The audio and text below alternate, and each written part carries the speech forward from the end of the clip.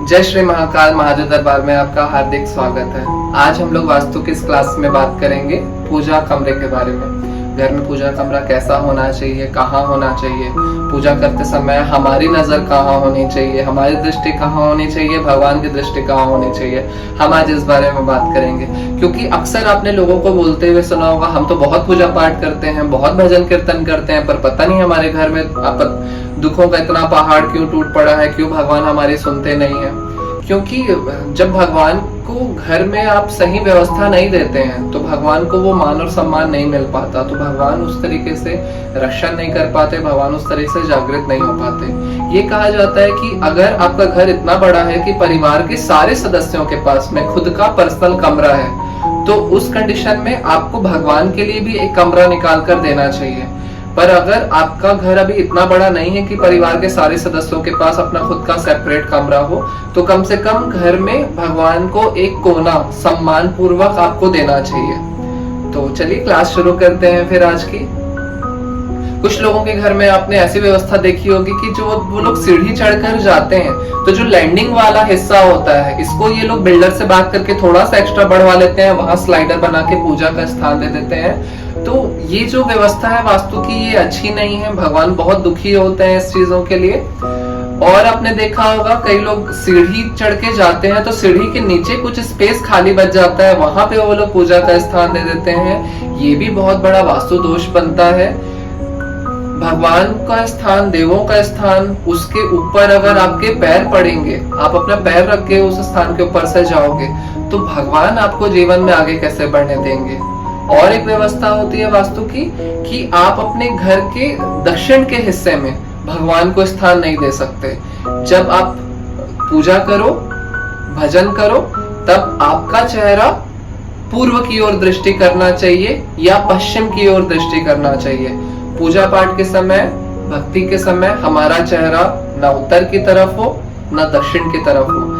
आइए हम लोग वास्तु की कुछ व्यवस्था के बारे में बात करते हैं, कुछ छोटे छोटे डिजाइन्स के द्वारा, ताकि आपको इस चीजों को समझने में और मदद मिलेगी कि किस किस जगह पर हम भगवान के स्थान को दे सकते हैं। वास्तु शास्त्र के अनुसार हम लोगों को कहाँ कहाँ पर भगवान के कमरे को रखने के लिए परमिशन मिला है। पूजा का स्थान आप इस जगह भी दे सकते हो, घर में, घर की पश्चिम की स्थान पर, घर के पूर्व के स्थान पर भी आप दे सकते हो। अब हम लोगों का वास्तु शास्त्र के अनुसार हम लोगों को पूजा का स्थान बनाने के लिए 5 व्यवस्था बताई गई है।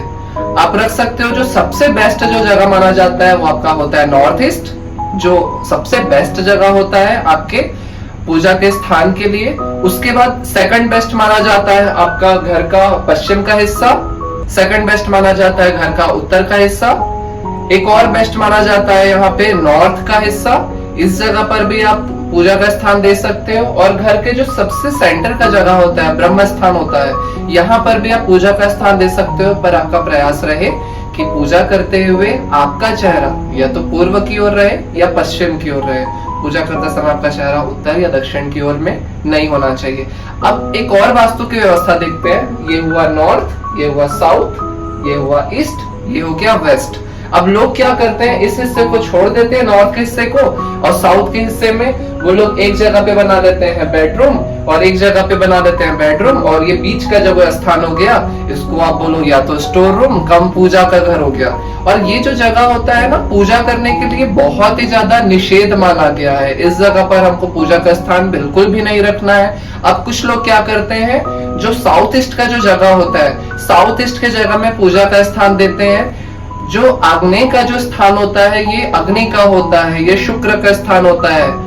देवों के देव महादेव में आप लोगों ने देखा होगा, जो शुक्राचार्य थे वो भी महादेव के उपासक थे, लेकिन उनको दानवों का राजा बोला जाता है।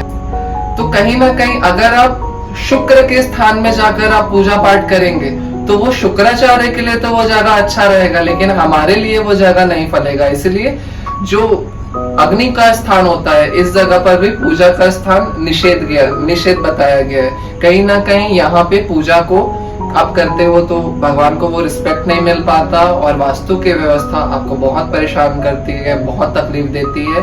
ईशान में जो पूजा के स्थान के लिए सबसे बेस्ट स्थान बोला गया है। यहाँ पर टॉयलेट को भी निषेध माना गया है। अगर यहाँ पर टॉयलेट होता है तो आप कितना भी मेहनत करो, आपके जीवन में ना ग्रोथ दिखता है, ना फाइनेंस दिखता है।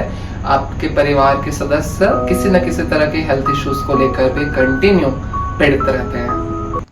अपने घर, ऑफिस, कमर्शियल प्लेस के वास्तु समाधान के लिए, वहाँ के वास्तु को ठीक करने के लिए आप दिए गए नंबर पर हमसे संपर्क कर सकते हैं।